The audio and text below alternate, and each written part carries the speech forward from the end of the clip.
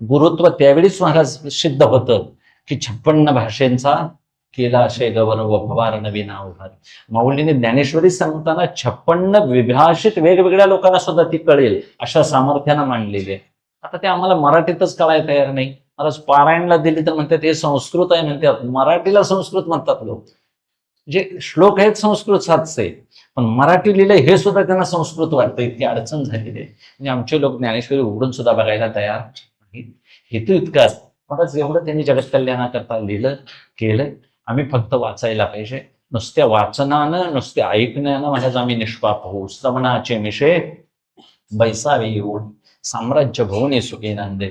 मुक्त होण्याच्या शिखरावर आम्ही जाऊन बसू. पण एवढं आमच्या ऐकायचे काय नाही, लालसा नाही. म्हणून विषयासक्ती हा दोष आहे. सवड काढावी लागेल. सवड निघत नाही का आम्ही काढत नाही? काढत नाही महाराज. सवड निघत नाही म्हणावं तर मग फोनवर बोलायला सवड कशी आहे? माणसांच्यावर बडबडत बसायची सवड आहे. गाडीवर कोणाच्या बी बस म्हटलं की बसून जायची सवड आहे. कीर्तनला चल म्हटले की सवड नाही. अमुक अमुक सवड नाही. महाराज जो शहाणा माणूस आहे त्यानं वेळ काढावा. ह्या 7 दिवसापुरता तरी काढायचाच, पण अन्य वेळी मात्र वाचनासाठी वेळ काढावा. विशेष करून दुपारचं फारसं झोपायच्या भानगडीत पडूच नये. लागत असली झोप तरी अर्धा तास झोपावं, पण वाचत बसावं महाराज. वाचनानं बुद्धी स्थिर राहते, शुद्ध होते. आणि अभ्यास करावा. अभ्यास करणं म्हणजे काय वाईट नाही, करावा अभ्यास विठ्ठलाचा.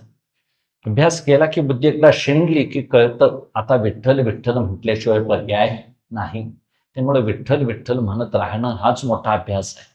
आणि मग आम्ही नामधारक आहोत हे सामान्य कोण नाव घेईल असं कोणाला वाटत असेल तर मला सांगा, जे कशानंही होणार नाही ते नावानं होतं हे तुकोबारायांचं सांगणं आहे. काय नो हे केले एका चिंतिता विठ्ठले.